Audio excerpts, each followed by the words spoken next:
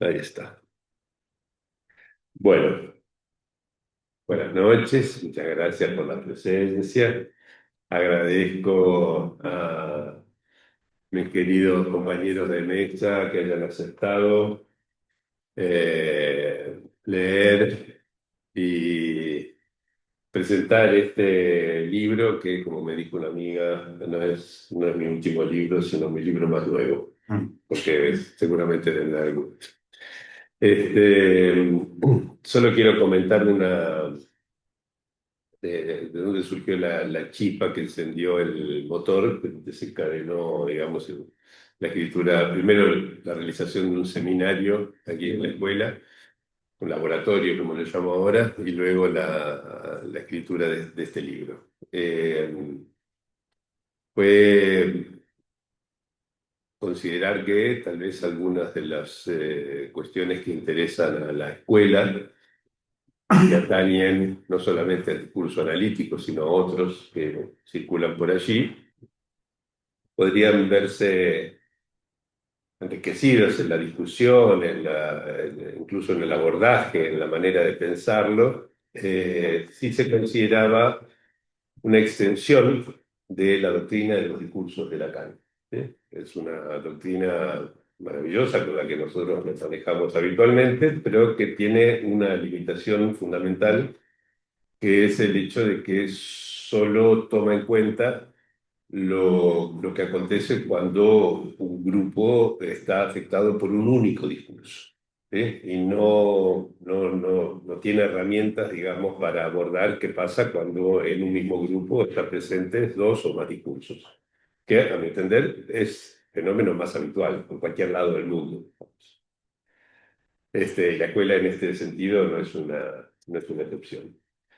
Para eso, propongo hacer como un salto superador de la noción de Rousseau del lazo social para pensar en los campos discursivos e introducir una dinámica de la composición entre discursos que no es posible de abordar por medio de la lógica. Es requerida otra herramienta, hay razones epistemológicas, digamos, por las cuales es necesario usar otra herramienta, y para eso apelo a una analogía con cuestiones tomadas de otro campo, particularmente de la física. ¿Mm? Así que bueno, de ahí nació el libro. El objetivo es pensar la interacción de varios discursos, cómo se componen entre sí, en general y muy en particular, por supuesto, el que más me interesa es el discurso analítico y cómo se compone con otros discursos distintos de él, ¿no? Para ver qué clase de efectos se pueden observar y cómo diagnosticar formas del malestar cultural que no están presentes en el mecanismo pensado por Freud, sino que son de otra índole, ¿no? Bueno, eso es todo. Entonces, le doy la palabra a mi compañero de mesa. En primer lugar, va a hablar Pablo Russo, psicoanalista que es miembro de la EOL y de la MP. Luego Pablo Amster, un matemático muy amigo del psicoanálisis y con el que tenemos relación hace muchísimos años, muchos lo deben conocer. Y en tercer lugar, Esteban Kleiner, también psicoanalista, miembro de la EOL y de la AMP. Vamos en ese orden entonces. Te escuchamos, Pablo. Bueno, voy a hacer una versión un poquito más íntima de lo que había preparado. En principio, agradecer a Gerardo por la invitación. Es un gusto, y en particular por lo que encontré en el libro. Yo le puse un título a la presentación que es Un dispositivo herético. Me parece que este libro es eso, entre muchas otras cosas. Lo primero que iba a decir es que me parece que se da en este trabajo, al modo de dos campos discursivos afectando a un mismo cuerpo, en este caso el autor, una composición en la que se conjugan, y muy logradamente, el físico nuclear que ha sido, es decir, el científico, no el universitario, y el analista.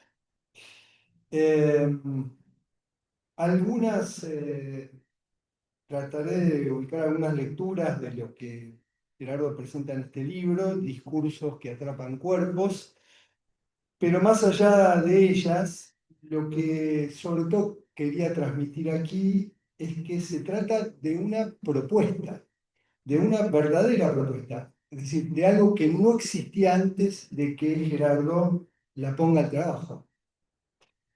Es decir, toma muchísimas referencias, hace un trabajo muy riguroso y exhaustivo, pero de ese humus desprende un producto propio que no existe, ¿no? Y me parece que eso no es algo muy habitual. En general, y quizá no muy habitual entre los analistas. Y me parece que es una de las no pocas originalidades del libro. En ese sentido, me atreví a decir, a llamarlo, que se trata de un dispositivo, que inventó Gerardo un dispositivo con esta extensión de la teoría de los discursos, y que hay, me parece, merece que lo estudiemos, lo trabajemos, lo extendamos para verificar su potencia, es decir, sus usos, sus efectos, sus consecuencias.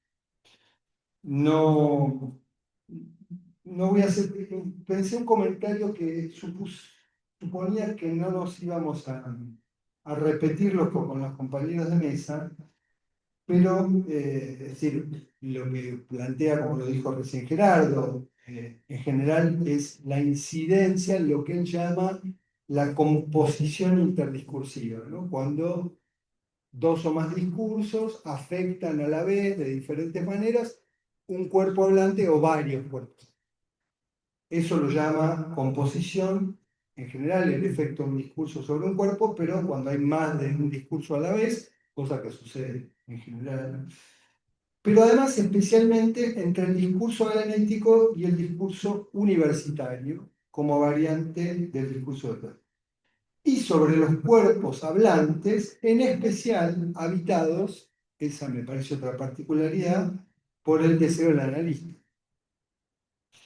Gerardo, en encuentros, como contó recién, con colegas, no solo inaugura, presenta este dispositivo, sino que él, en el libro, en lo que está transmitido de ese trabajo, lo pone a funcionar, es decir, ya le hace aplicaciones, realiza lecturas con ese dispositivo, de lo que puede componerse en otros ámbitos, además de en el ámbito analítico. Por ejemplo, en el plano de la política, retomando a Boissy, y desprendiendo una lectura muy interesante y actual respecto, debo decir, de nuestro presente novedoso, extraño, muy difícil de explicar.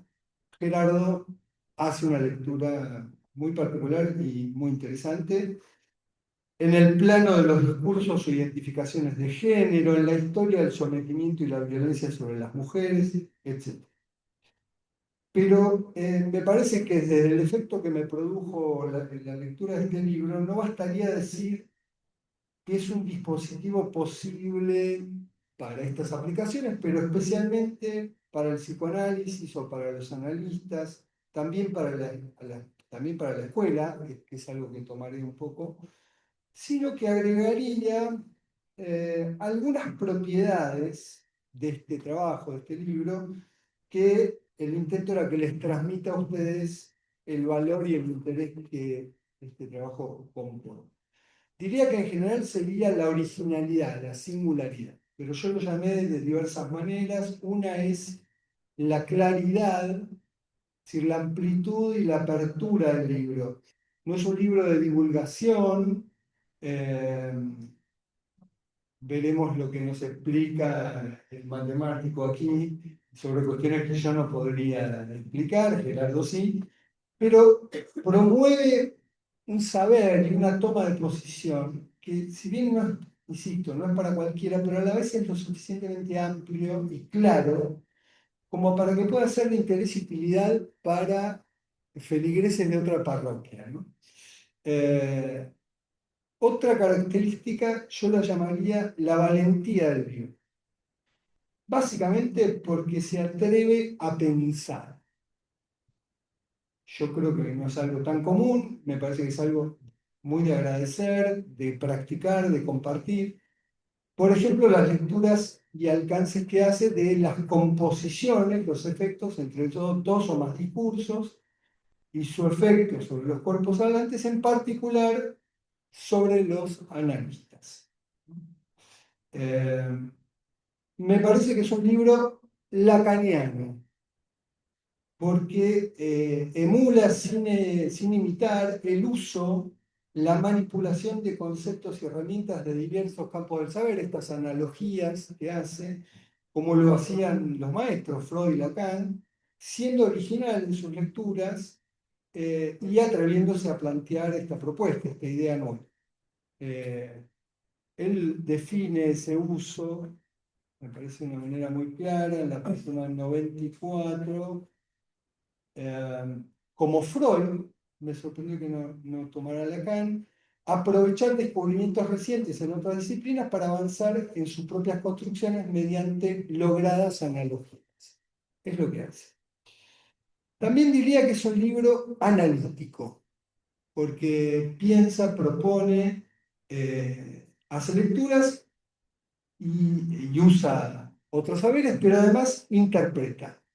Nos interpreta. Especialmente hacia el final, a lo que va a ir arribando, me parece que interpreta nuestra comunidad analítica, y es algo que nosotros esperábamos de los AE, vos lo decís, ¿no?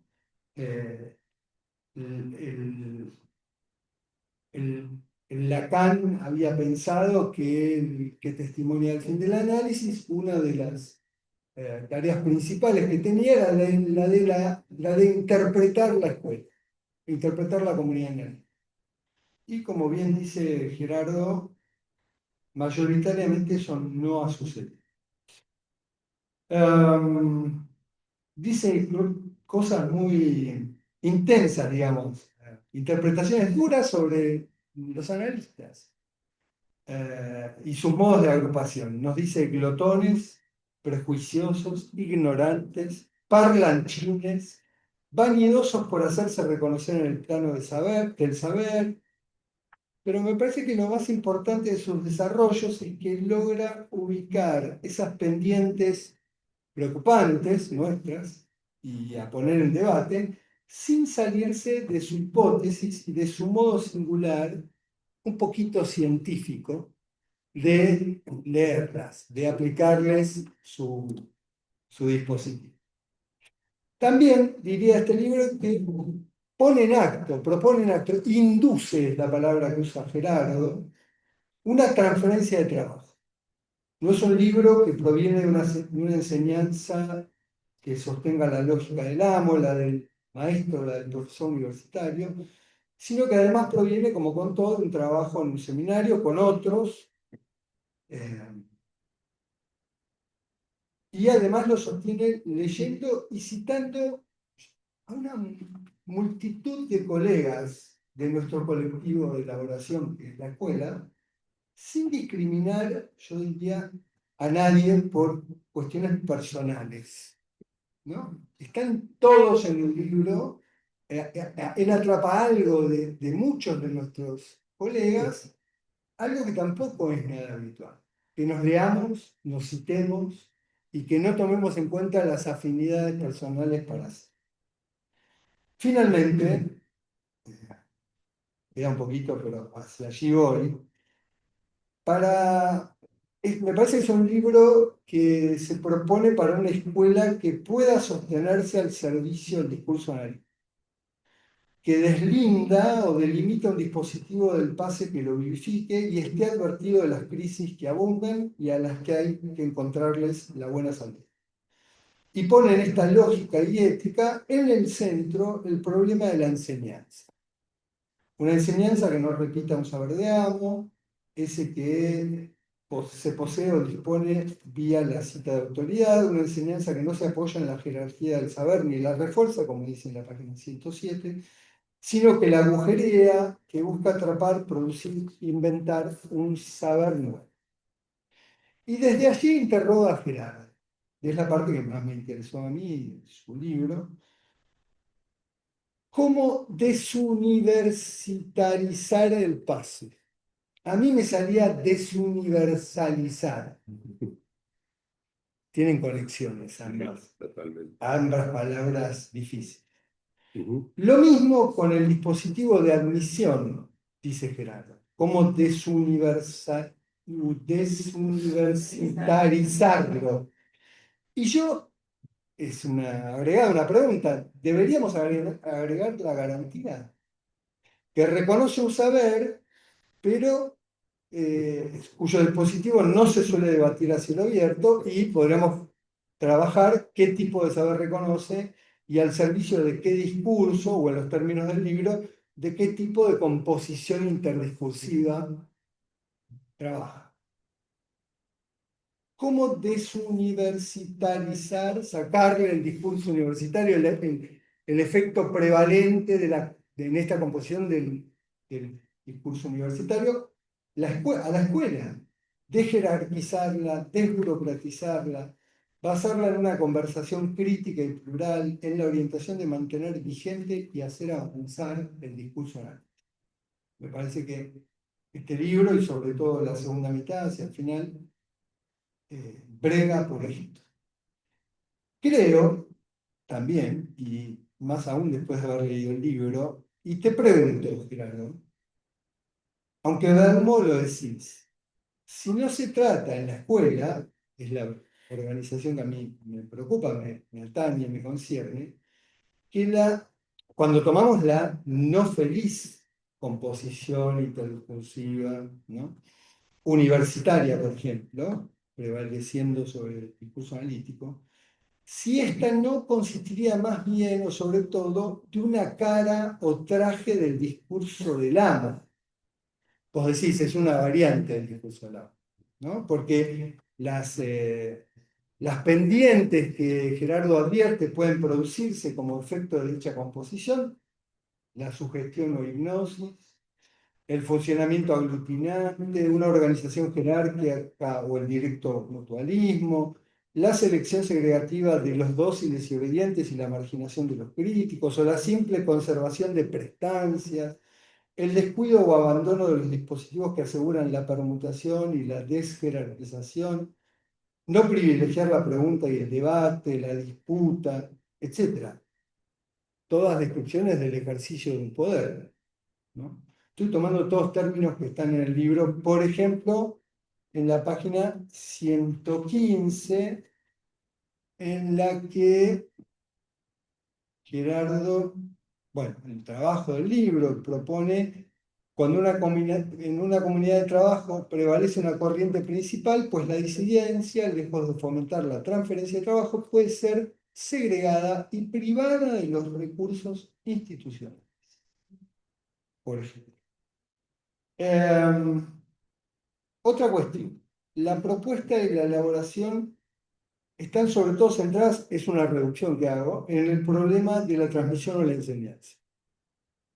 Es decir, esta superposición del discurso universitario con o sobre el analítico, discurso universitario, repito, variante del amo, pero así como algunas consecuencias lógicas que se desprenden muy pertinentemente hacia interpretar algunas de esas pendientes o debilidades que padece la institución analítica o la escuela, me pregunto si fue una decisión, es decir, un marco de delimitación, dejar un poco de lado las derivas de las composiciones interdiscursivas que compongan con el discurso analítico o el discurso analítico con el discurso científico. Es decir, porque están nombradas características del discurso científico, no simplemente aludidas, están trabajadas, pero presentadas, pero no se les aplica o no tanto el dispositivo del libro, ¿no? Me pareció curioso porque hay mucho interés en Gerardo por la cuestión del discurso científico. Y tampoco quizás, y me parece hoy más acuciante que nunca, es decir, estoy proponiendo una continuación del libro, la composición interdiscursiva con el discurso capitalista, otra variante del discurso del arte.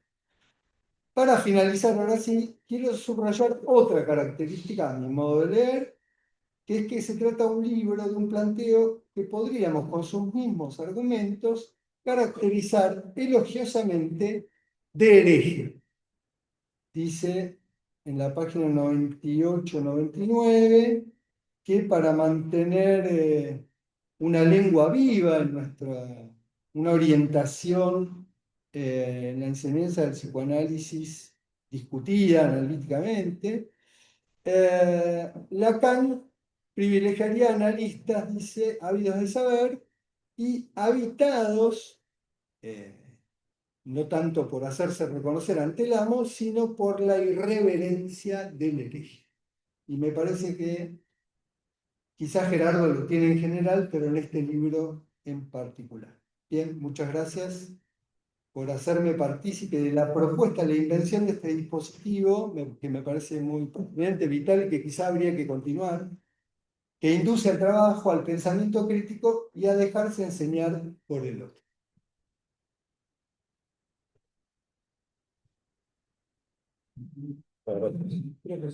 Ah,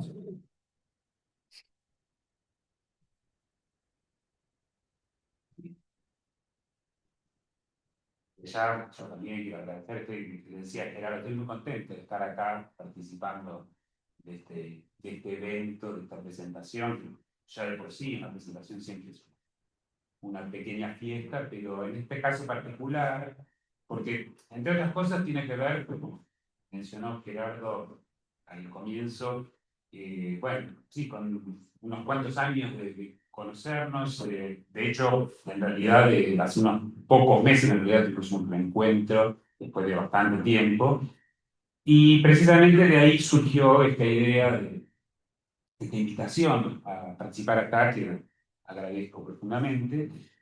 Y bueno, ya que mi lugar, o el lugar de donde voy a hablar es otro respecto de mi tocayo y lo de Esteban. Eh, Justamente, bueno, soy matemático, entonces mi vínculo con el psicoanálisis es, bueno, un vínculo de acompañamiento, si se quiere, bueno, de discutir cuestiones que no son pocas, cuestiones matemáticas que Lacan trae en sus seminarios, especialmente, en sus escritos. Pero claro, ¿no? En principio, diría, ¿qué autoridad tengo yo para hablar sobre un libro que se llama Discursos de los cuerpos? Digamos, yo podría hablar de cuerpos, de la teoría de Galois, de matemáticas, pero esos son otros cuerpos, ¿sí? Pero bueno, justamente quiero contar, en realidad, precisamente, ese encuentro para mí, ese encuentro que tuvimos hace un tiempo fue significativo porque, bueno, entre otras cosas, tuvimos ocasión de conversar y cosas que quizás yo no le había preguntado con tanto detalle, pero digo, estudiamos en la misma facultad, que claro, sigue formando parte de mi cotidiano, la facultad de exactas, ya no la de Gerardo, pero sin embargo, por ejemplo, le contaba a Gerardo que caminito que hago para llegar a mi oficina siempre me topo ahí con una placa donde está el profesor con quien hizo, el director de tesis de Gerardo, en el departamento de física. Entonces, bueno, por supuesto hay una cercanía por ese lado, ¿no? Y acá en realidad yo pensaba, bueno, a ver, una de las primeras cosas que me vino a la cabeza cuando digo, bueno, ¿de qué voy a hablar esta noche? Es precisamente, bueno, el hecho de que sí, hay un Gerardo físico y hay un Gerardo psicoanalista. Entonces me acordé hay un texto de Borges. Por supuesto, bueno, hay un primer texto de Borges que a uno se le volvería casi como una vida, el libro de arena, pero no es el caso, no es el caso. De hecho, en realidad, para las pequeñas notas puse el libro de Arenas como pequeño título, que no era la intención de mencionarlo en realidad. Pero no, me acuerdo de un texto que es un pequeño texto, Borges el otro, ¿sí? Que empieza a decir toda vez a Borges, al otro, que le ponen las cosas, ¿no? Yo me entretengo mirando el arco, Zaguán, no me acuerdo muy bien. Y finalmente dice, mi vida es una fuga de Borges, no sé quién de los dos escribe esta página. Y claro, bueno, cuando uno empieza a leer el libro, en realidad uno diría, bueno, acá no hay duda de quién escribe estas páginas, pensando en Gerardo físico y Gerardo psicoanalista. Esto, uno diría, bueno, sí, es el texto de Gerardo psicoanalista, y al menos sería la causa consciente. Pero yo justamente ahí, un poquito, eh, discrepo con Borges, si se me permite. Nada, en el sentido de que yo en realidad pienso que esto, en todo caso, es más bien una coautoría. ¿sí? Una coautoría. Después, bueno, los físicos son muy quisquillosos porque todo el orden de los autores. Acá, para un matemático sería más fácil que solemos ordenar por orden alfabético, que sería Arenas, Arenas. Pero bueno, Autores varios. nada, pero justamente, eso yo pienso que realmente no es uno sin el otro. Y justamente en esa conversación que tuvimos, debo decir algo que Gerardo me dio la opción de no participar. Él me dice, bueno, en realidad lo primero que me dijo, tengo un regalo para vos y el regalo era el libro. Pero claro, también me acordaba de otro ejemplo literario. No se acuerdan de Instrucciones para acuerdos de reloj de Cortázar, que en un momento dice, bueno, te regalan un reloj, pero al final le tenés que dar cuerda y cuidarlo. Entonces, al final, no, resulta que vos sos el regalado para el cumpleaños del reloj. Y claro, en realidad te regalo un libro, y ahí vino, te invito a presentar. Yo caí en la trampa.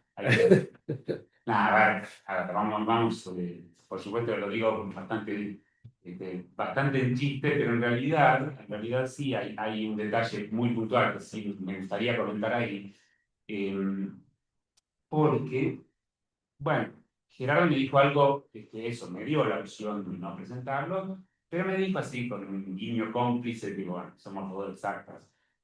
En este libro propongo un modelo. ¿Sí?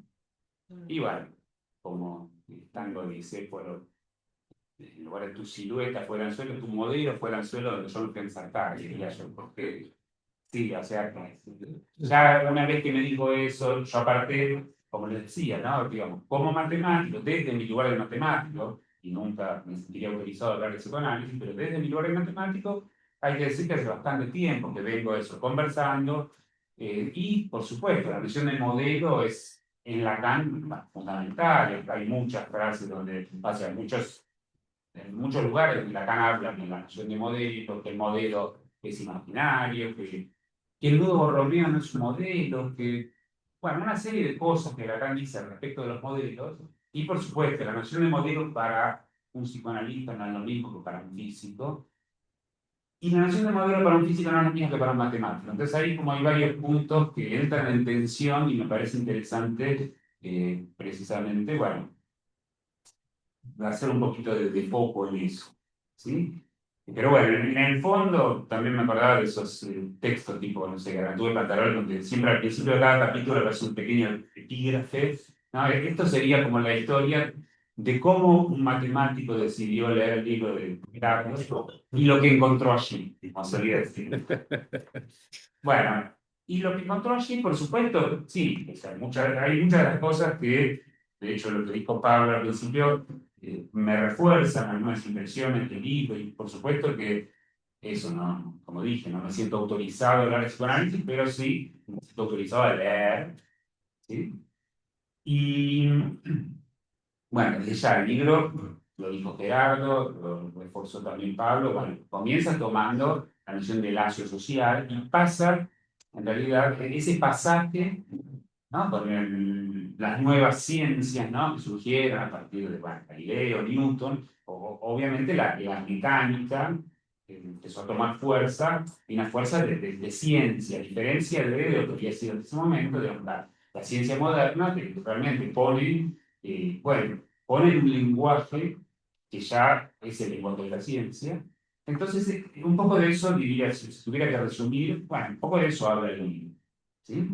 Ahora, precisamente con ese lenguaje de la mecánica, de la dinámica, bueno, aparece la noción de campo, que la noción de campo también es algo que se fue formalizando de a poco. Al principio era como algo más misterioso, como un halo que rodea la partícula, uno podría decir, ¿no? En los libros de física antiguos o los libros de física más escolares quizás se lo describa así, pero en realidad, por supuesto que el lenguaje matemático eh, le da a ese concepto una formalidad, y a grandes rasgos el punto de partida son los espacios vectoriales. Eso es algo que se formaliza justamente en el siglo XIX, digamos, la noción, ¿no? De lo que ahora entendemos como espacio vectorial, que es un poco el lenguaje al menos los primeros capítulos del libro, y sí, se mete con una sumatoria, con una, ¿sí? Digamos, sin entrar, no es que sea un libro lleno de fórmulas, pero no esquiva ese lenguaje. Pero, sin embargo, es bastante honesto en el punto de que, bueno, advierte que hay una analogía y advierte y avisa también que hay un punto de ruptura de la analogía, cosa que a veces en estos terrenos, cuando se traen y se extrapolan a veces ideas del discurso matemático al campo de psicoanálisis, y bueno, hay más de uno que hace una gambeta de más, ¿no? O sea, y no, o sea, hay que tener como cuidado y eso creo que Gerardo lo demarca muy bien. ¿No? Y claro, lo demarca muy bien y además tiene esa habilidad, a mí me pasa, bueno, con los físicos me pasa, en algún punto te van llevando digamos, un poquito, así como me convenció, así, una oferta que no podrás rechazar, y al Don Corleone. Acá también, porque digo, al principio dice cosas con las que es imposible no estar de acuerdo, ¿no? Bueno, sí, es un cuerpo hablante, puede soportar la acción de varios discursos, por supuesto, y vivir inmerso en varios discursos afecta el modo en que, no me acuerdo cómo en que sentimos, no me acuerdo de la oración entera, pero digamos, son cosas que, por supuesto, es casi hasta yo diría, bueno, sentido común, no hace falta, yo matemático, un simple matemático, soy capaz de entender, ¿no? Pero de ahí pasa a esa formalización. Y bueno, en principio no diría tenga mano tallador o tenga mano modelador en todo caso, y bueno, obviamente, ¿no? Que, como dije antes, no se puede extrapolar y no por pasar, o sea, a ver, eso quiero señalar justamente. La noción de modelo es una noción muy precisa. Los físicos, como dije, tienen una noción distinta que los matemáticos, pero lo tienen muy claro, o sea, saben que están haciendo modelos, ¿sí? Y creo que, por eso digo que el libro es una coautoría, porque realmente Gerardo es muy consciente de eso. Y quiero señalar un punto, que un modelo, a ver, no es lo mismo un modelo que una notación. O sea, una notación puede ser algo que puede ser muy valioso, a veces una forma de escribir puede cambiar la manera de ver el mundo, pero es una notación, ¿no? Digo, escribir algo con letras no es suficiente para que eso se pueda decir que es científico o que, ¿no? O que esconde alguna, este, simplemente, digo, a veces una notación no es más que una regla mnemotécnica, ¿sí? Pero insisto con esto de que sí, una notación realmente puede ser algo muy relevante, pero esto es otra cosa, o sea, esto es, yo digo, a ver, me dice que propone un modelo, bueno, vamos a ver. Y propone un modelo y lo pone a prueba, o sea, realmente sigue el método que seguramente en sus años de doctorado habrá aprendido. Por eso, cuando vos decías lo de la originalidad, y bueno, sí, o sea, cuando uno escribe un paper tiene que proponer algo nuevo. Entonces, o sea, hay algo de la metodología que, por eso digo que es una coautoría, que no es eh, el Gerardo psicoanalista que dejó en el pasado al otro tomando alcohol. Bueno, y justamente, a ver, yo por varios motivos me sentí cómodo con este libro, más allá, como decía, es un libro, sí, de psicoanálisis, a simple vista uno diría que fue el Gerardo psicoanalista, como dije, la causa eficiente. Sin embargo, es un libro que me siento cómodo y se lee con un lápiz en mano. O sea, realmente yo creo que es un libro para leer con un lápiz en mano, porque, claro, hay unas fórmulas, y aunque no las hubiera, hay algo justamente de ese manejo del discurso que yo le puedo seguir esa lógica, ¿no? De ese discurso que sí, que a veces encuentro en otro tipo de trabajo. ¿Sí? Y bueno, por supuesto, cuando aparecen algunas palabras también son como alertas, ¿no? Como esas alertas de Google. Digo, bueno, a ver, se dice espectro de energía, se dice estabilidad, bueno, en particular estábamos hablando antes, yo trabajo en temas que tienen que ver con sistemas dinámicos, entonces si a mí me aparece la palabra estabilidad, yo le voy a prestar atención. Y bueno, y por supuesto, con esto que decía de mis lecturas ingenuas de psicoanálisis, bueno, sí, claro, yo sé que Lacan toma y lo de los cuatro discursos, y estaba ya bastante familiarizado con eso de los cuatro discursos y con este asunto, ¿no? Y aparte de toda esta cuestión, con el rectángulo aristotélico, hay toda una serie de conexiones en torno al cuatro que, claro, y ahora Gerardo me dice que no. Así como no hay 2 sin 3, multiplicamos todo por 2, no hay 4 sin 6, ¿no? Porque son 6 ahora. 6 y 6 que los pone en juego, los pone, digamos, en interacción, ¿sí? Y de hecho, bueno, cuando hay cosas que yo no puedo evitar, cuando por ejemplo me aparecen acá, porque son los 6, digamos, están, ¿no? Están el discurso del amo, que es una M, el discurso universitario, que es una U, que las escribe, ¿no? El histérico, que es la H, el capital, que es una C, después una S, y por supuesto no pude evitar jugar un poquito con las letras. Y bueno, en realidad el imposible discurso séptimo, que sería, si reordeno el letra, me queda Schumann, el discurso de pero, así que quizás eso, tampoco hay 6 sin 7. ¿Y cuál es el séptimo? El discurso chusma. Eso es simplemente un chiste, un juego de palabras. Pasa que no, es como medio ilimitado. O sea, yo veo que acá están las 6 letras y sí, me puedo evitar el anagrama. Soy de anagrama fácil. Pero bueno, el asunto, y nada, de hecho, aparte, bueno, el Talmud dice que las cosas tienen 7 lados, entonces que no haya 6 y 7 también tiene cierto sentido. Y bueno, si hablamos del Talmud, yo antes dije, en el Talmud hay una anécdota muy simpática también que dice que, bueno, un pagano desafió a un rabino, a Hillel, que le dijera toda la Torá en el tiempo que aguantara parado en un solo pie, ¿no? Entonces, lo que le responde el rabino es: no hagas a los demás lo que no te gustaría que te hagan a ti, lo demás son comentarios, ve y apréndelo. ¿Sí?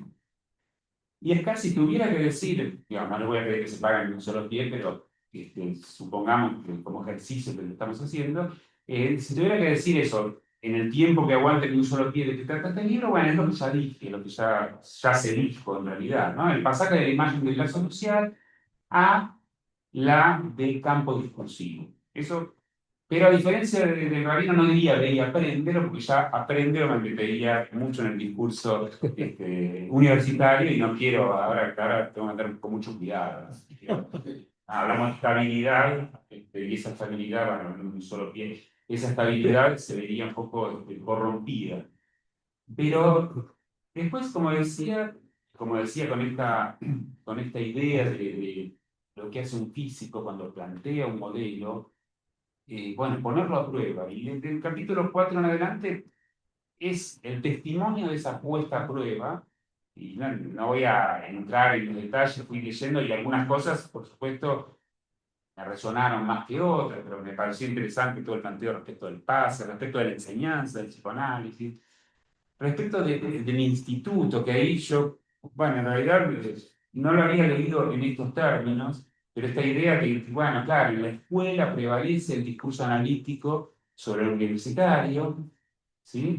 Eh, en cambio, ¿cuál era el otro? El de En la en la universidad. universidad, por supuesto, prevalece el universitario sobre el analítico, en cambio en el instituto no prevalece ninguno.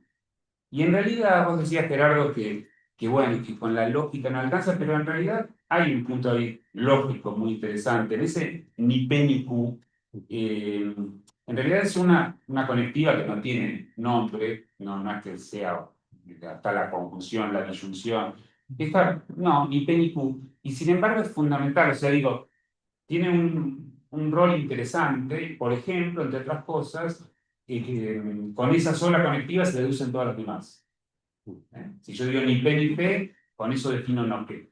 Y una vez que tengo definido no P, si niego el ni P ni Q, tengo la disyunción y así deduzco todas las demás. Entonces, en ese sentido, es ese solo pie sobre el cual se podría parar toda la lógica profesional. ¿Sí? Así que me pareció, digo, son resonancias, son simples asociaciones libres que me gusta hacer. Pero digo esto porque la lógica, de hecho, vos después reconocés en por entre páginas, pero como la lógica solidaria de una posición peculiar respecto del saber, cuya estructura discursiva merece ser estudiada, y ahí viene una nota al pie que dice, lamentablemente no lo haremos en este texto. Y yo digo, salvo que sea así, alguna connivencia con algún matemático, con el celular y un matemático, pueden preferir eso. Pero no había Me parece ningún, por ejemplo. No, digo, a ver, sí, no sé si está bien, en realidad Pablo sacó la idea de que esto implicaría un segundo libro, o sea, ya te digo este, Ahí hay que asegurarse de que aparezca publicado en la agenda cuando se presenta. Pero bueno, pero digo esto y todas estas cosas que dije en realidad son porque, bueno, como lector, bueno, yo doy cuenta de las resonancias, digamos, la lectura que yo doy del libro, y bueno, en muchos casos, como se suele decir, ¿no? Quizás dice más de mí que del libro. Bueno, si yo vengo a contarles lo que a mí me resuena. Y justamente a mí o sea, a ver, todo este asunto, y otra vez, quizás con Borges, pero digamos, Borges cuando en Funes el Memorioso, en un momento dice una rapsodia de voces inconexas, ¿no? Habla de Funes, ¿no? De ese registro minucioso, del sistema de numeración, que en realidad es justamente lo contrario de un sistema, porque en realidad lo que va haciendo es darle nombres a los números, pero sin una regla sistemática, ¿no? Timoteo, el libro de Timoteo es uno de los números, el ferrocarril, o sea, no hay una regla como el sistema decimal. ¿Sí? Eh, pero justamente este libro le habla a mi rapsodia Washingtonesa, ¿no? O sea, en la contratapa del libro hay una pregunta que dice simplemente qué ocurre cuando dos o más discursos inciden en nosotros. Y precisamente creo que por eso, ¿no? No es casualidad que yo haya empezado hablando de eso, del Borges físico y del Borges del Borges. De Gerardo se llama. Bueno, y sí, estaba todo preparado. Lo dije muy rápido. Pues salió espontáneo. Sí, sí. Nada, Pareció casi un lapsus. nada, eso. Del Gerardo, empecé hablando del Gerardo físico, el Gerardo psicoanalista, no por casualidad, porque yo, todos creo yo, tenemos adentro esa rapsodia, esa duplicidad o multiplicidad, ¿no? En mi caso, bueno, yo me dedico a la matemática, me dediqué muchos años a la música, me pasaba siempre diciendo, soy buen matemático entre los músicos, o soy buen músico entre los matemáticos, como... Y bueno, este libro le habla a esa parte, ¿no? Bueno, no es casualidad, son discursos y discursos que en este caso, no sé si definirme como cuerpo, pero bueno, a mí me han atrapado. Así que muchas gracias. Gracias a vos.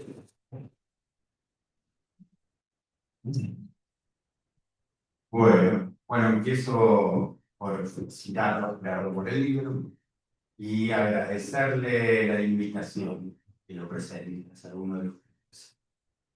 Aunque tengo que decir que para mí la escena de presentación de un libro siempre tiene una cierta incomodidad.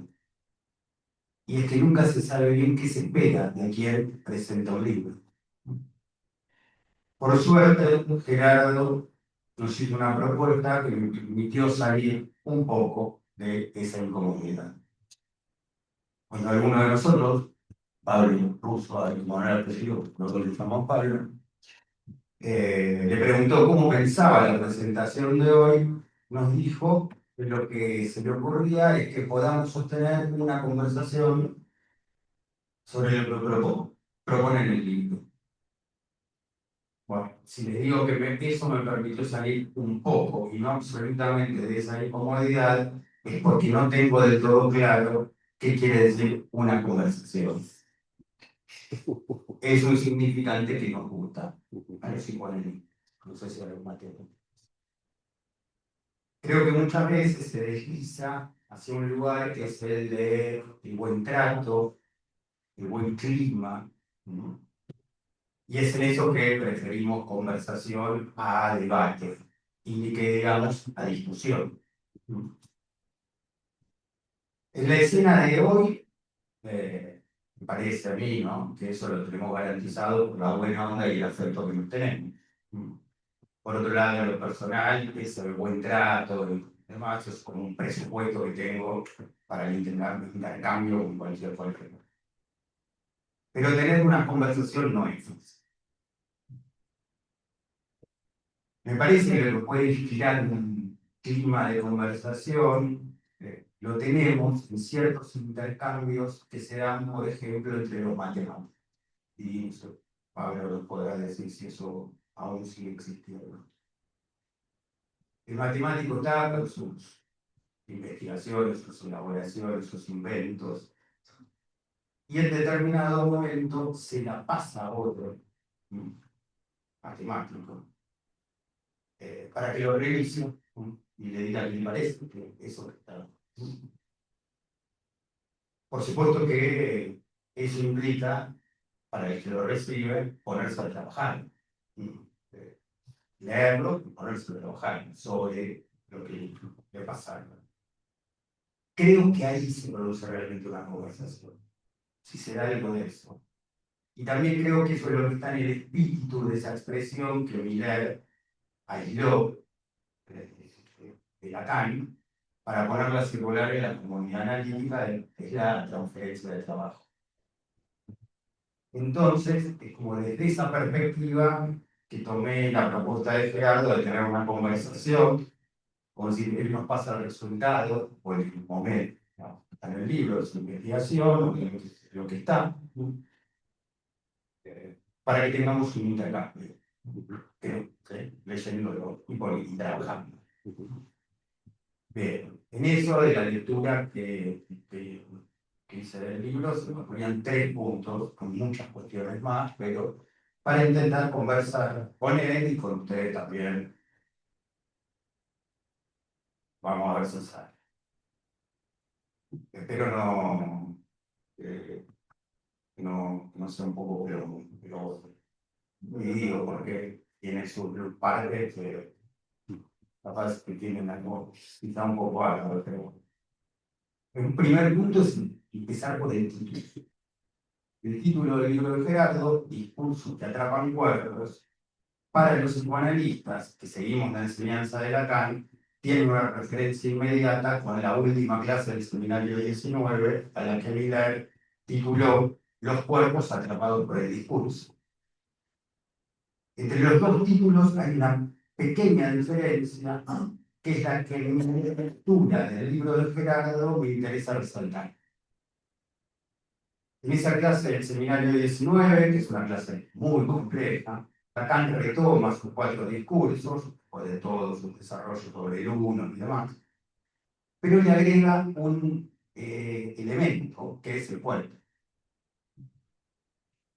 Entonces, la fuerza de la eficacia del discurso está en que el cuerpo sea su soporte. Es decir, cada discurso define y marca un funcionamiento del cuerpo.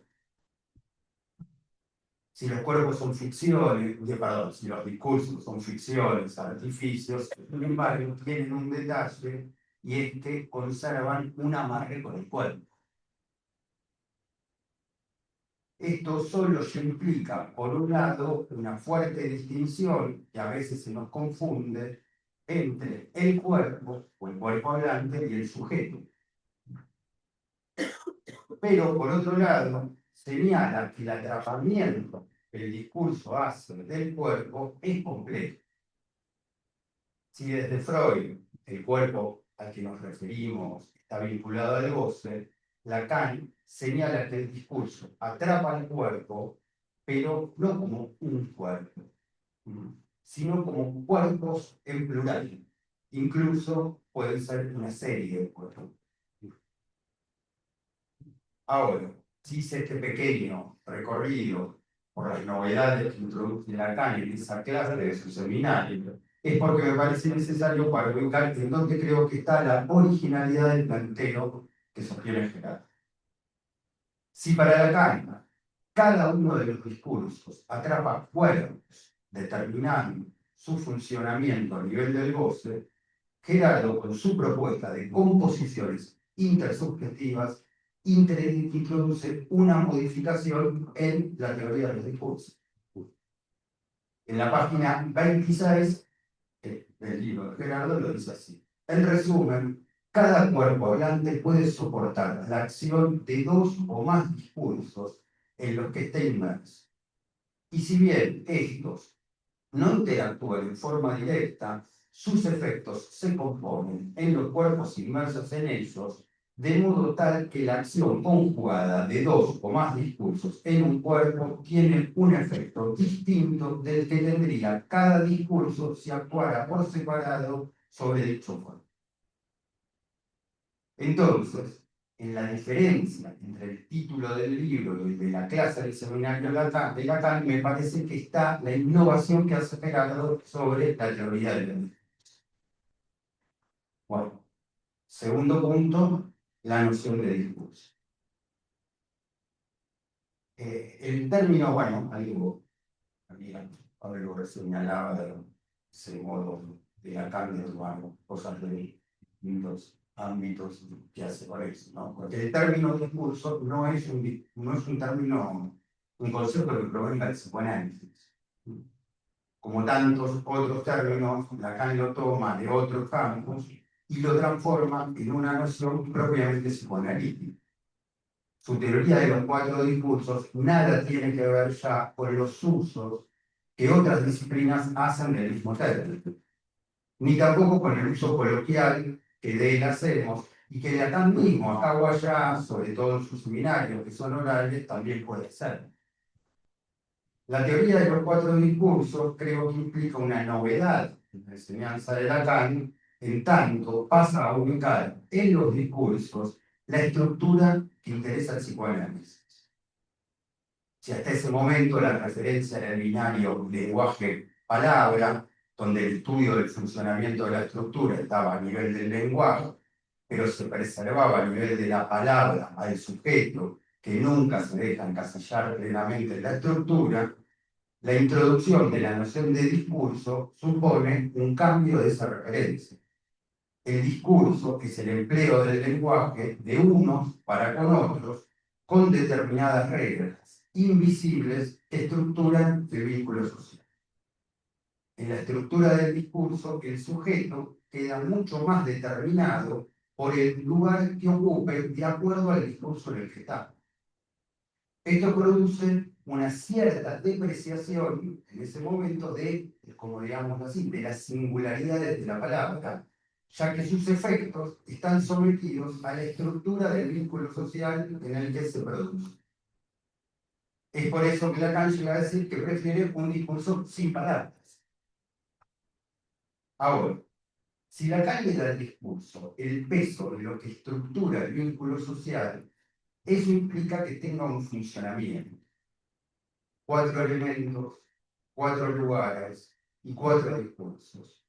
Es decir, 4 formas en que se estructuran los vínculos sociales. La propuesta de Gerardo de las composiciones intersubjetivas conserva absolutamente la determinación que implican los discursos. Lo cito: vivir inmersos en varios discursos afecta el modo en que procedemos, hablamos, sentimos y gozamos. Lo que traigo en este punto para conversar es si ampliar a 6 o más, porque creo que señala que podrían ser más, no le hace perder el peso de estructura a la noción.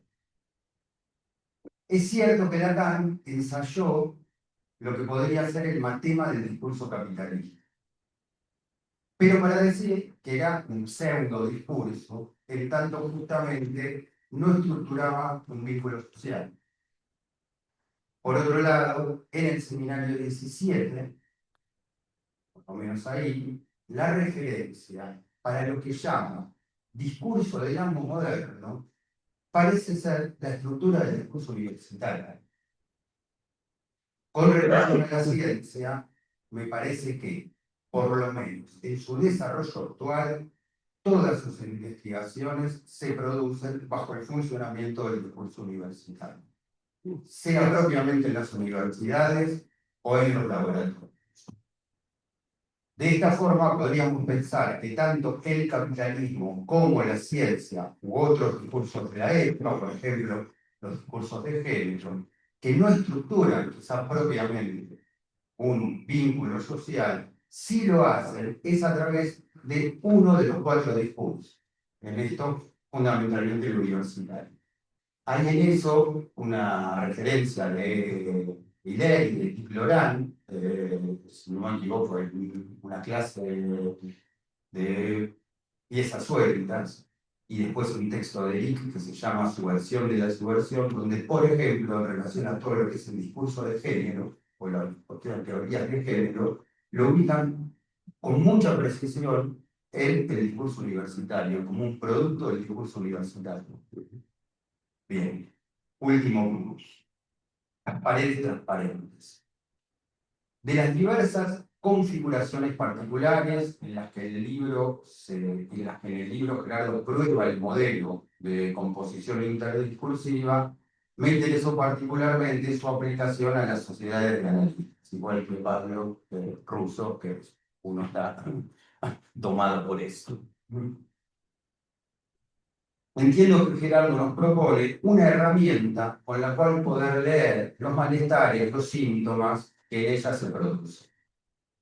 En este sentido, me gustó mucho esa imagen de paredes transparentes con la que se titula uno de los capítulos.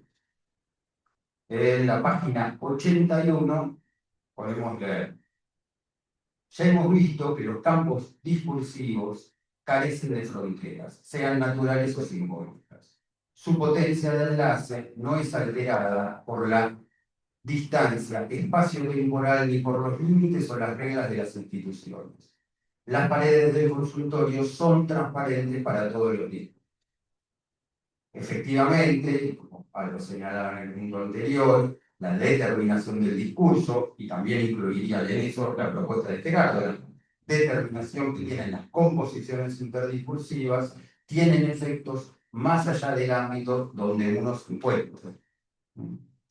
Incluso esos efectos actúan sin que uno se dé cuenta. Así, como lo señala Gerardo, el diván no asegura el funcionamiento del discurso analítico, del mismo modo que la práctica en instituciones no asegura lo contrario. También son transparentes las paredes de una institución. Ahora, el punto que me gustaría destacar es que desde esta perspectiva, algunos malestares que se producen en los agrupamientos de analistas se deben a causas inherentes a toda lógica colectiva. Cito la página 90 del libro en este punto. Los problemas causados por las composiciones discursivas asedian sin cesar e incluso perturban de manera crónica a todas las sociedades de analistas por razones que podemos considerar estructurales. Es frente a esto que, si se está advertido de la presencia de, Gerardo lo nombra, distorsiones, que son estructurales, se pueden inventar antídotos, que es otra palabra que usa Gerardo, que vayan en contra de esa pendiente. El invento de Lacan de la escuela como forma de agrupar a los analistas, también lo señala Gerardo, es un intento de resolver ese problema. Se trata de un invento que muestra su consistencia, pero no podemos blindar las paredes de la escuela, también son transparentes. Entonces, el aporte de Gerardo con sus composiciones interdiscursivas puede ser una herramienta más para estar advertidos frente a, como lo señala Miller, la tendencia hacia el mutualismo. Bien, hasta acá los puntos que quería traer que se me ocurrieron para conversar. Hay mucho más, pero me parece por un primer intercambio es suficiente.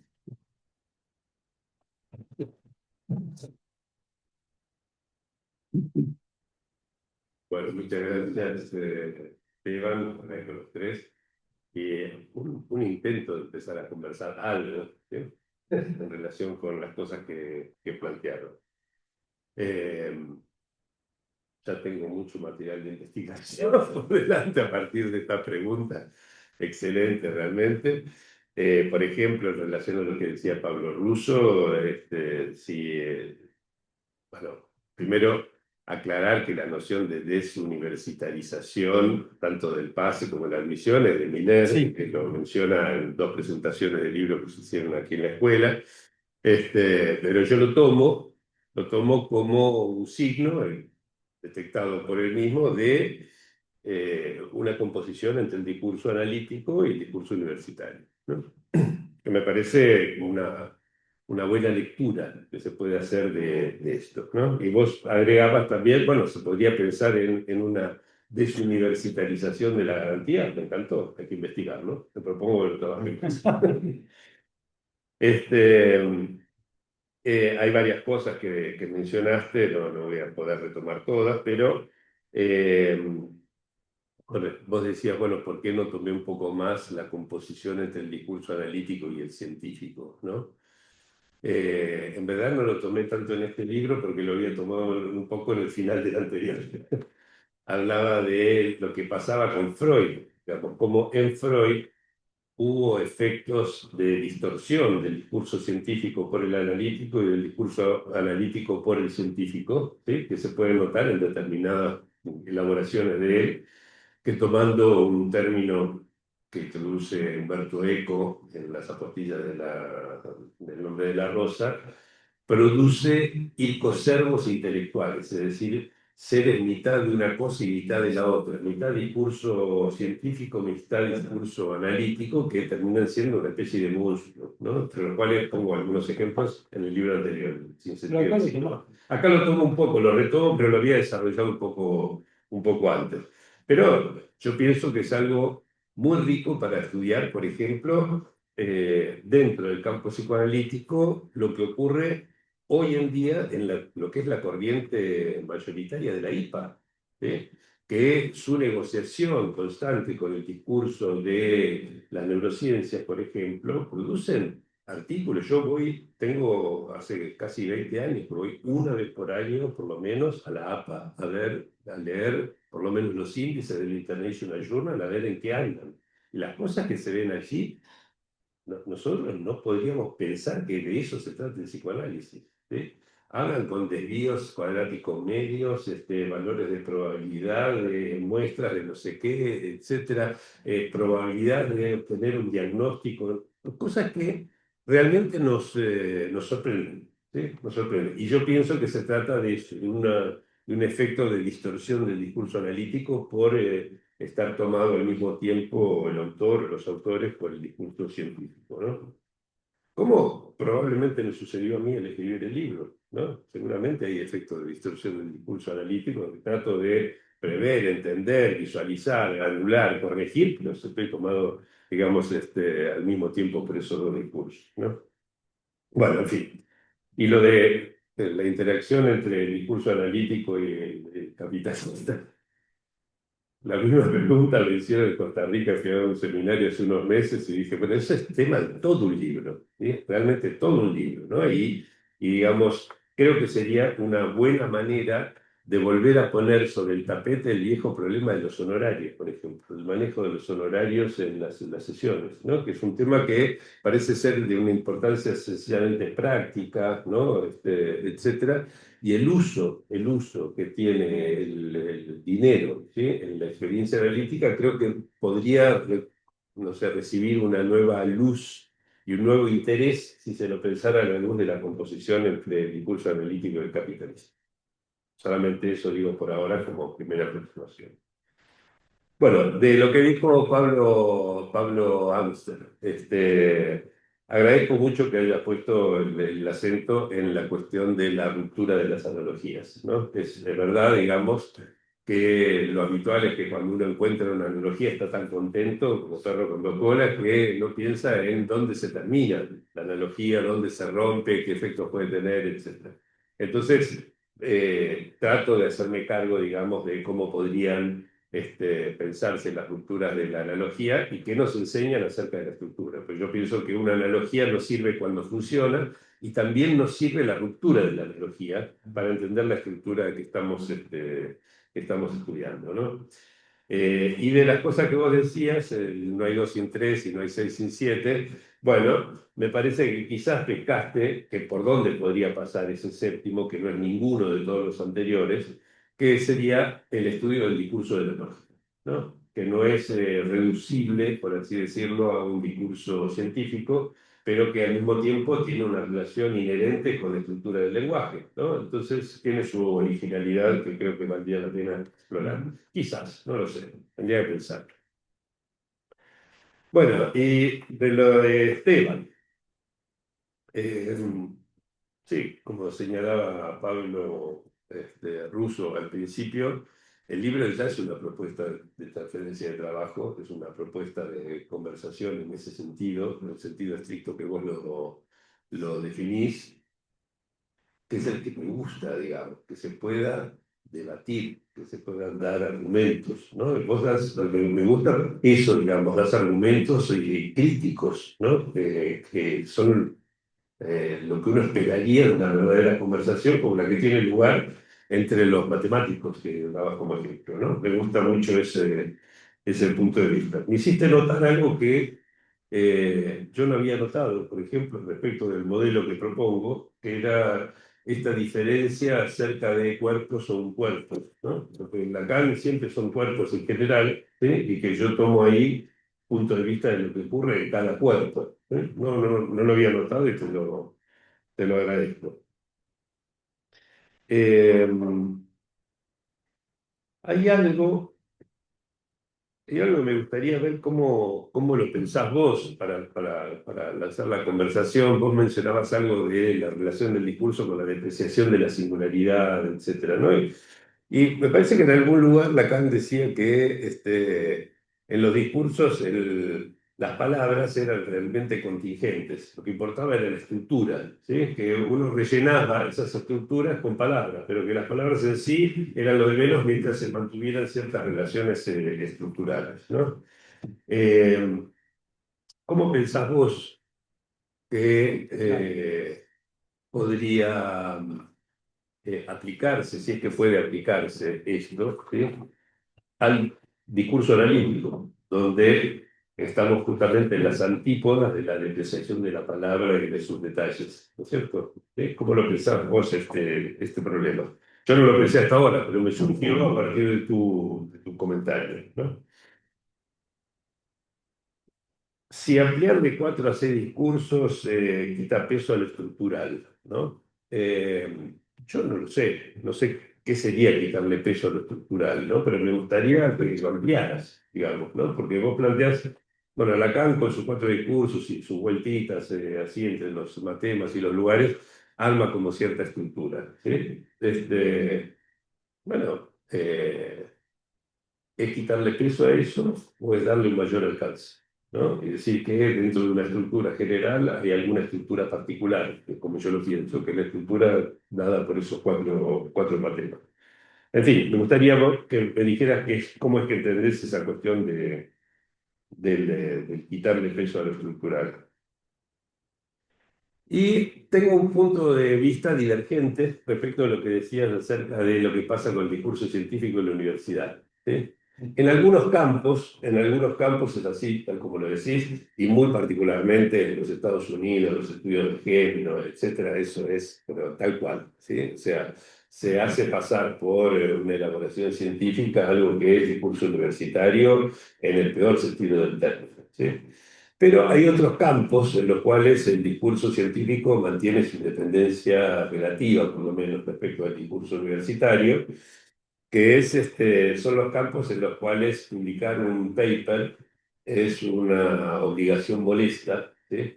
No es ninguna necesidad, sino que más bien el modo de hacer una concesión al soporte estatal que da la universidad y se transforma en el imperativo del publish or perish, ¿no? Publicar o perecer.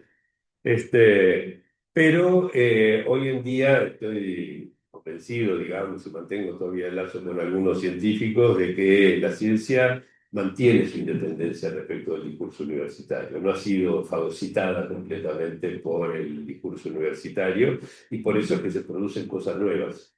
El discurso universitario tiene mucho de reciclar. El discurso científico puede producir algo nuevo, sobre todo poniendo en tela de juicio algo que se creía saber y que ahora se piensa que ya no sabemos más, ¿no? O sea, avanzando siempre hacia atrás, como la ciencia. Pero bueno, podemos empezar una charla a partir de ahí. ¿Sí? No sé si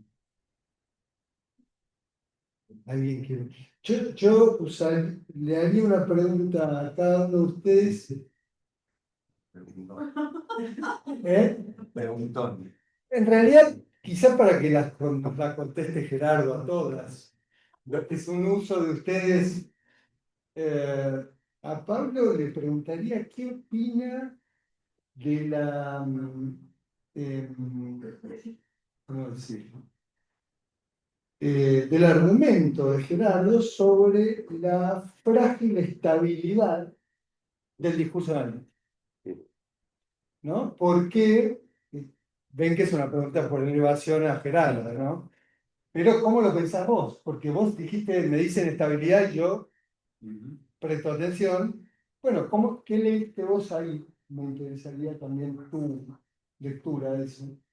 Porque es verdad eso. No sé llamarlo, si es un defecto o simplemente una característica por el tipo de discurso, tan distinto, porque tiene algo de diferencia con los otros, ¿no? Está en ese conjunto, pero a la vez. En fin, y a Esteban, a mí me parece, no sé si estás de acuerdo, Gerardo, ven que. A mí me parece que la novedad que introduce Gerardo, que la cuestión de la coexistencia del discurso ya estaba en esto. Yo lo entiendo así. ¿No? A mí me parece que la cancha dice que eh, no hay relaciones puras de un cuerpo o varios cuerpos con un solo discurso, que hay coexistencia. ¿No? Yo entiendo eso, yo leí eso. Y me parece que la novedad que trae Gerardo de este modelo, de esto que llama dispositivo, es esto que llama composición y que descubriste muy bien, interdiscursiva y la prevalencia o no de los efectos, cómo se van mezclando. Ese trabajo me parece que es novedoso. Finalmente a Gerardo te preguntaría por lo que acabas de decir, ¿cómo lees la independencia o no hoy, o la composición o no hoy del discurso de la ciencia con el discurso capitalista, con el mercado?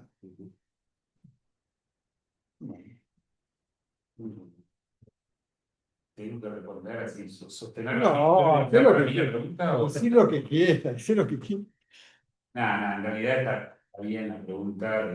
Por supuesto, como dije antes, no me siento autorizado a hablar de psicoanálisis, pero sí hay un punto ahí que para mí es bastante crucial, precisamente por la lectura que se suele hacer de ese discurso analítico desde un campo como, bueno, la física ni hablar, eh, también es bastante generalizado entre los matemáticos, es leer a Lacan y bueno, da lugar a tocar esto, ¿no? Claro. Y esa lectura, bueno, es por un lado bastante fácil en el sentido de que si uno va y lee al pie de la letra, incluso muchas veces fórmulas, alguna vez Gerardo me decía que alguna fórmula simplemente para evitar, no sé, estaba corrigiendo algún texto que estabas traduciendo o algo así, bueno, para evitar. Pero hay como cuestiones que sí, es muy distinto a leer o sea, digo, no son las fórmulas que aparecen en un paper matemático, claramente. Si Lacan toma un concepto matemático y lo lleva agua para su molino, para mí, justamente, no hay que leerlo, porque Lacan no era matemático, ¿no? Entonces, eh, justamente, ya mencioné varias veces a Borges, lo confundí incluso con Gerardo. No, justamente digo, Borges en algún momento que hablaba de la Kabbalah, decía, bueno, es muy fácil burlarse, ¿no? De esa lectura que hacían los cabalistas. Y de Lacan en ese punto es muy fácil burlarse, en el sentido, bueno, sí, yo agarro y Lacan, y sin embargo, yo creo que hay que, bueno, dejarse llevar por ese discurso y tratar de ir un poquito más allá, porque esa presunta inestabilidad teórica, si se quiere, desde el punto de vista de, ¿no?, las ciencias formales, en realidad, por otro lado, tiene una solidez que están mostrada en una práctica, ¿no?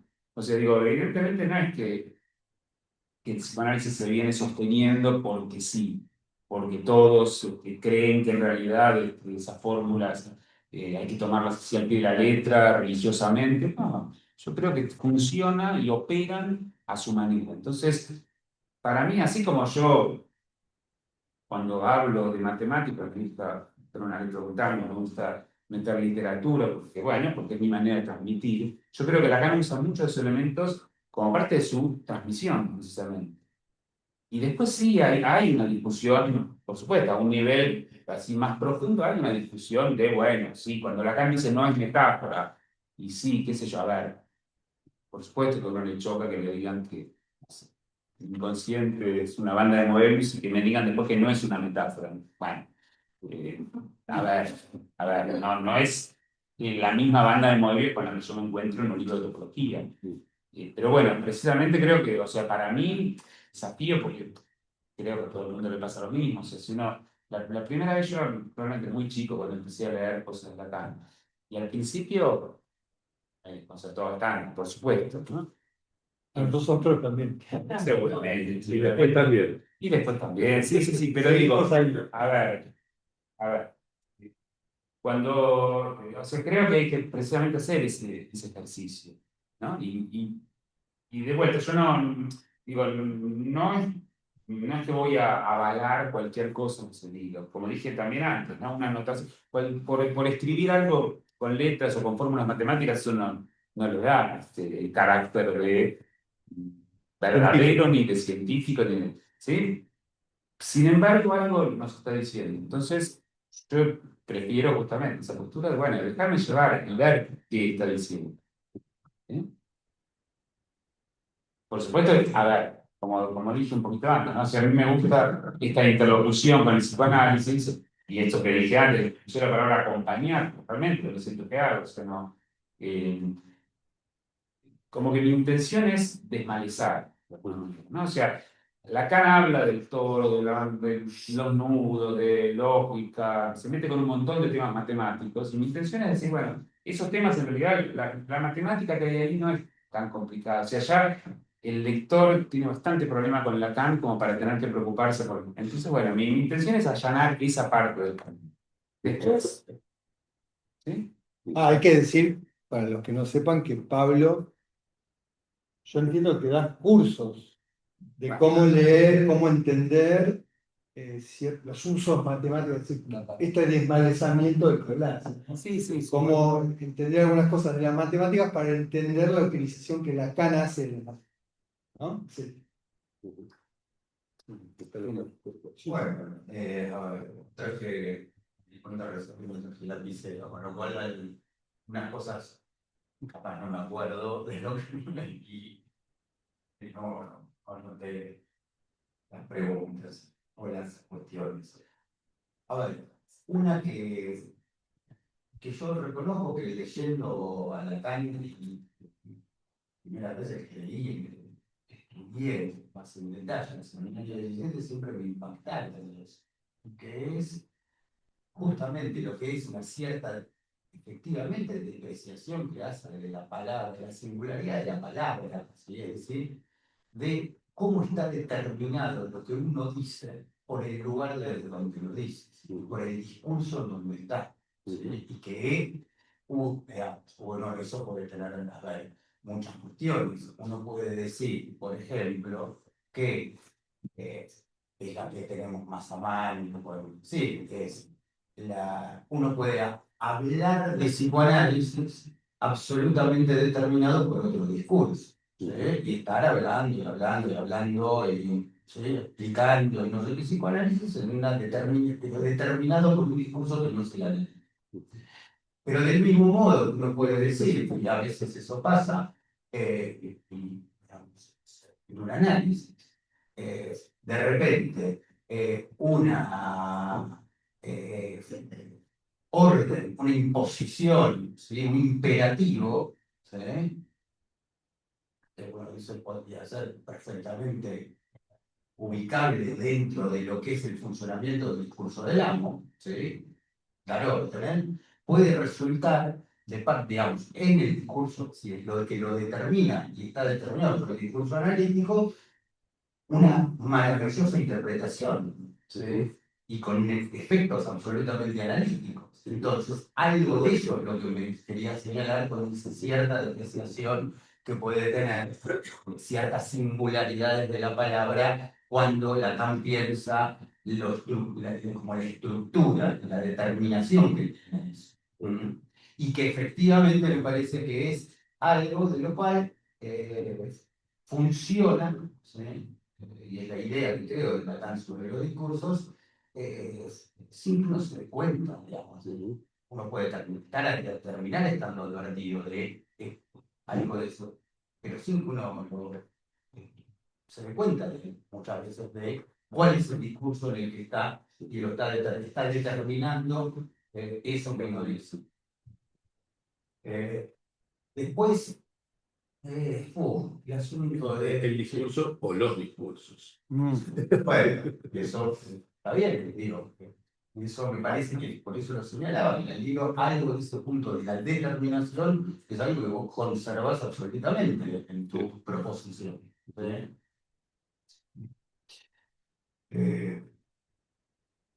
Bueno, la otra cuestión a plantear, bueno, es sobre el capitalismo, ¿no?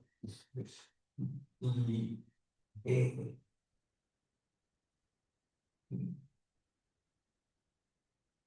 yo creo que Lacan, cuando intenta hacer esa especie de, él hace una vez, digo, no que lo desarrolla mucho y demás, una especie de exposición, de hacer una especie de materia del curso capitalista, parece que lo hace para como que lo que termina ubicando muy claramente es que se trata de algo que está fuera del discurso capitalista, que no habla propiamente del discurso.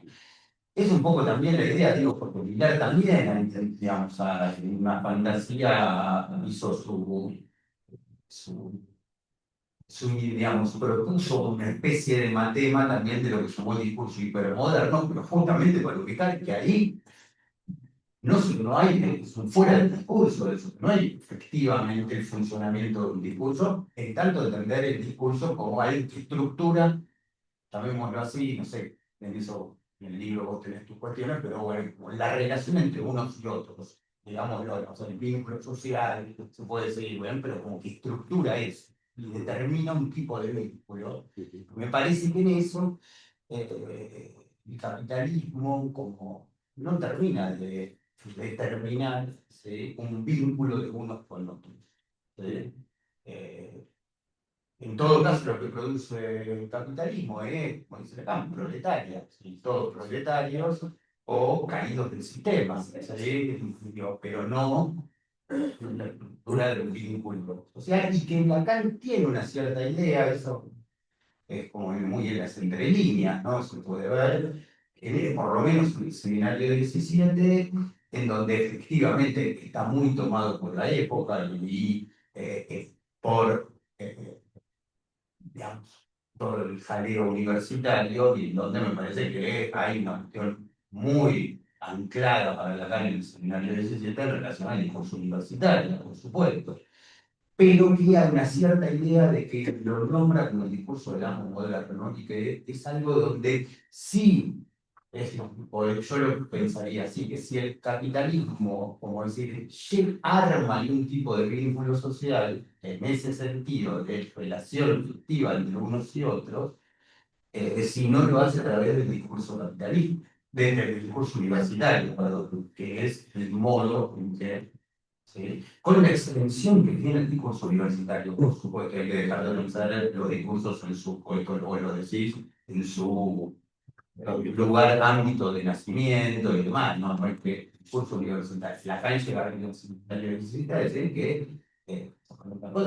que la Unión Soviética, ¿sí?, es la realización del discurso universitario, no hay universidad, es un funcionamiento de una estructura política bajo el discurso universitario. Bueno, habría algunas cosas más, pero... Sí, bueno, sí, si el capitalismo está fuera de discurso o no, es una de las cosas que discuto en el libro. ¿Sí? Yo durante mucho tiempo pensé que el capitalismo era un pseudo discurso, que los discursos solamente hacían lazo y el capitalismo tendría a romperlo. Hoy pienso distinto. Hoy pienso más en términos de campos, ¿no? Y pienso que los campos tienen esa cosa, que a veces hacen lazo y a veces a veces lo rompe, ¿no? Tiene esa versatilidad. Respecto de, vos me preguntabas algo, creo que vos mencionaste la cuestión de qué pasa con esa composición entre el discurso científico y el capitalista, ¿no? Bueno, hay muchas cosas, por supuesto, pero uno de los efectos que yo más noto entre mis colegas científicos es que notan que a nivel social la ciencia ha perdido el prestigio que tenía hace un tiempo. ¿Sí? Hoy en día, hace no sé, medio siglo, decir científico era la gran cosa. ¿Sí? Hoy en día, por esa especie de evaporación de la verdad que produjo el discurso capitalista con la tecnología, en fin, cuentan las redes Claro, sociales. la IA es parte del discurso científico. Es una de las ¿Qué? formas que me parece, tal cual, ¿no? El discurso científico, pero se vale de la ciencia, digamos, para Claro, hacer crecer el discurso capitalista y fortalecerlo, digamos. Me parece que una película demuestra muy bien dónde se produce ese punto de viraje, es The Post, ¿sí? La película que cuenta cómo por primera vez un periódico norteamericano es comprado por capitales, y cómo en ese momento ya se pone en juego la disolución de la verdad. ¿Sí? Creo que con Meryl Streep, me parece la protagonista, es excelente la película.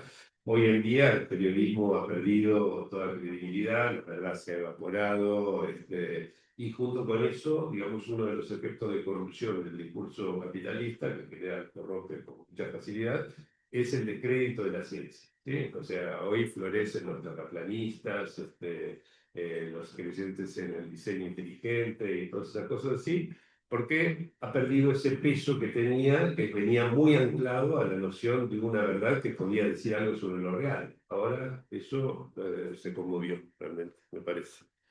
Y una última cosita para poner un toque de humor, porque ya es un poco tarde, me imagino que estarán cansados, pero respecto de la cuestión de la estabilidad o inestabilidad del discurso analítico, ¿sí? No necesariamente el hecho de que sea inestable, débil, etcétera, es un problema. ¿Sí?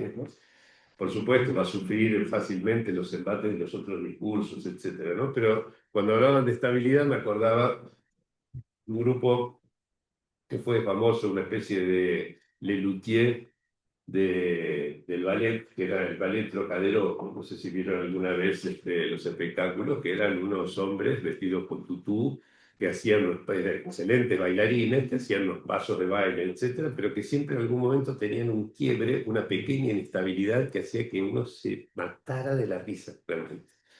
Se puede ver videos en YouTube de ese ballet Trocadero, es muy interesante. Entonces, me parece que la inestabilidad que tiene el discurso analítico es algo muy afín a las cuestiones del goce y del humor. Bueno, podemos dejar acá y seguir charlando después del café si quieren, ¿no? Bueno. Agradezco mucho a todos. Ay, no sé si alguien de ustedes quiere decir algo así, aprovechar para conversar o lo levantamos. No, vamos. Dale. Gracias por venir. Sí.